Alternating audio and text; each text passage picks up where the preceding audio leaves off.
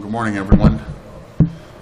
Last night at 6:35, we received the biggest threat we've ever received from our closest friends and ally, from President-elect Trump, that they're threatening to put a 25% tariff on all goods coming across the border into the U.S. and Mexico. What I found unfair about the comments is to compare us to Mexico.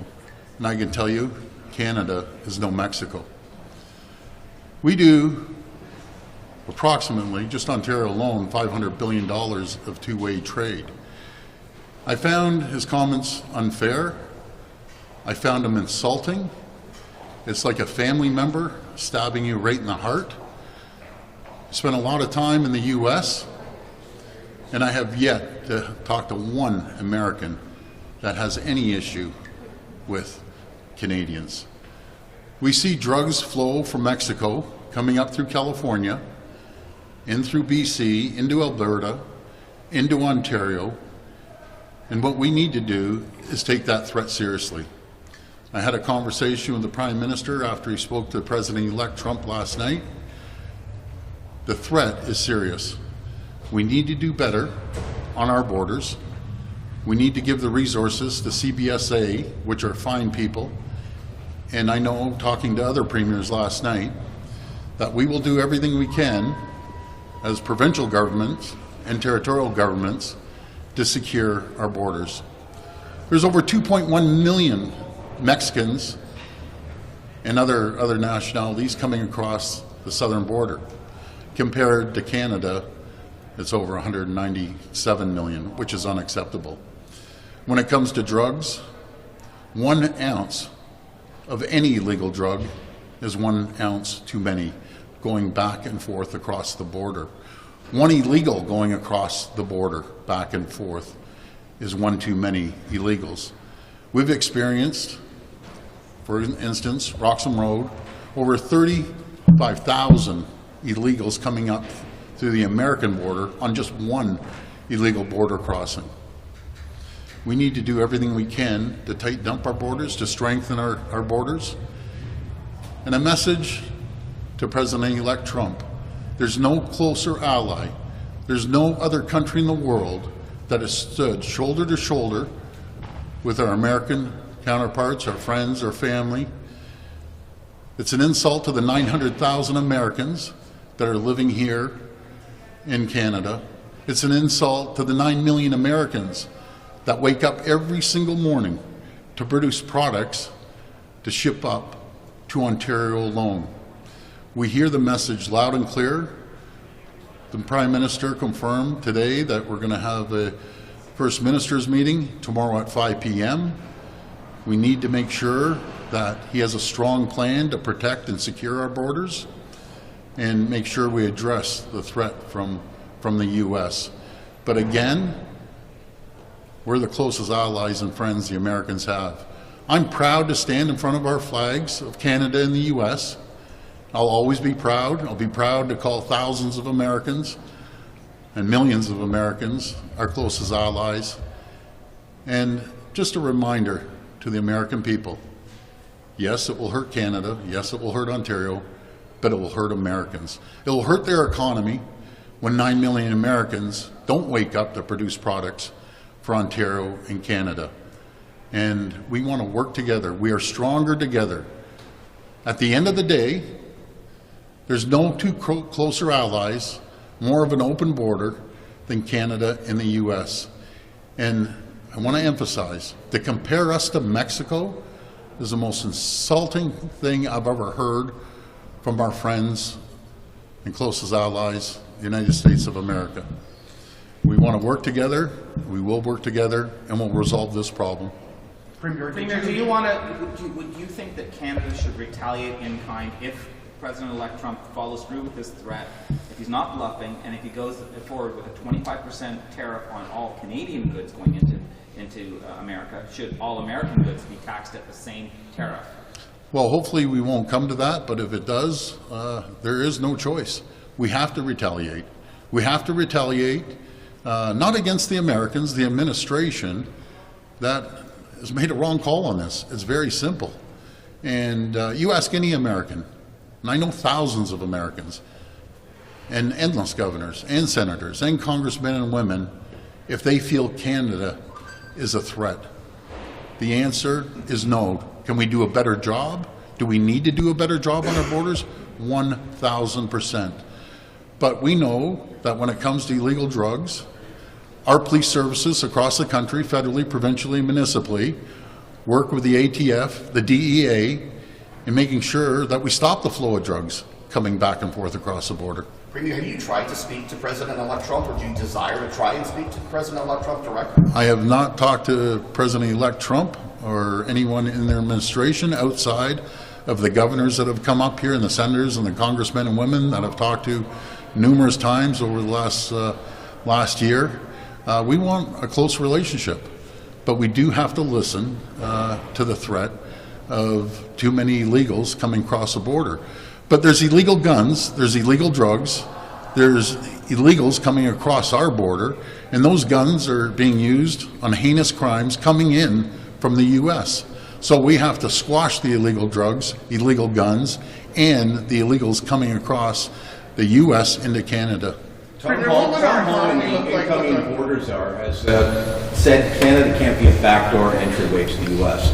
When you look at the 82% rise that the Border Protection Service has seen over the last couple of years to take it to about 198,000 illegals going in, it coincides with our rise in temporary foreign workers, international students. Do you think that system is being abused by people just looking to get into the U.S.?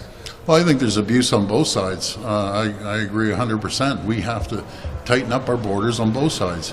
We have illegals coming in from America into Canada as well. We have to work together. You don't go after each other when we have a serious problem.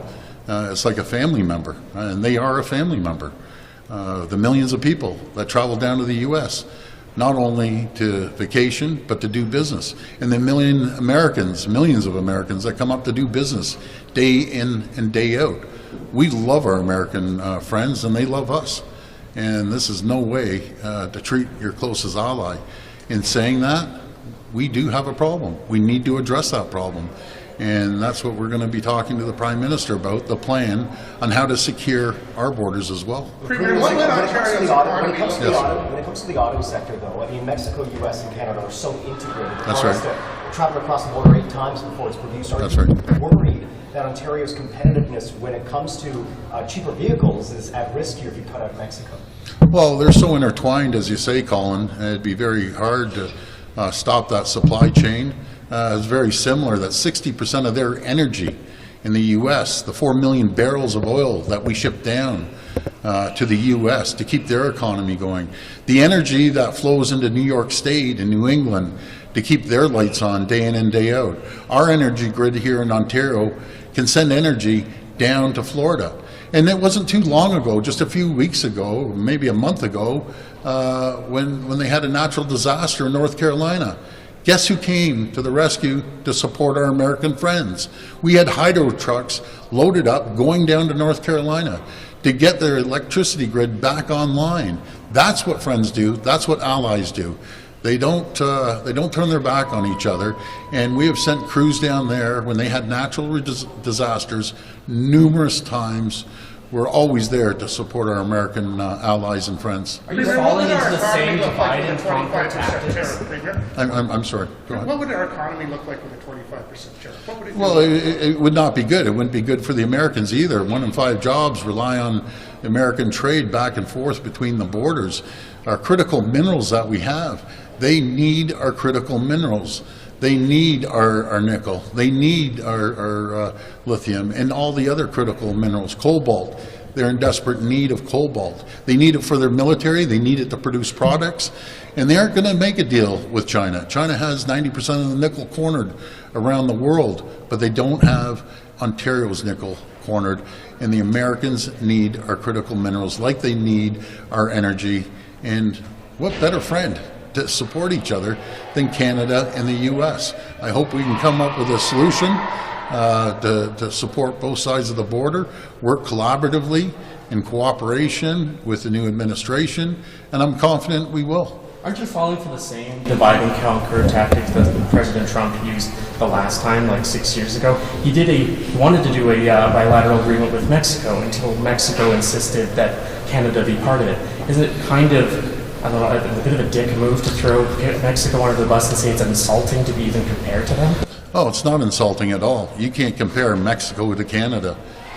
You know, you can go anywhere in Mexico. You have 2.1 million illegals crossing the border.